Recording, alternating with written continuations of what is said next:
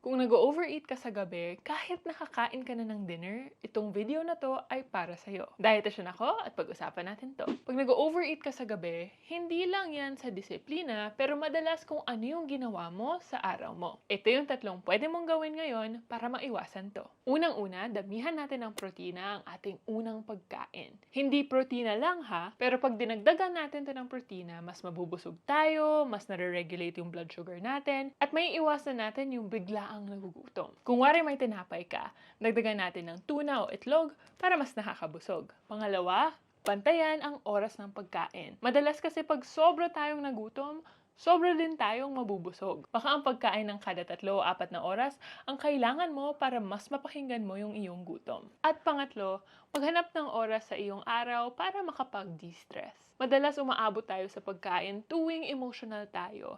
At kapag pagod na tayo sa isang araw, sobrang lumala na ang mga emosyon na to na madami tayong nakakain. Pwede ito pagsulat, pakinig sa music, o paggalaw ng katawan para makapag-de-stress. Hindi naman masama mag-overeat, pero pag palagi to nangyayari, baka meron na tayong kailangan tignan. Sana nakatulong tong video na to kasi deserve natin kumain.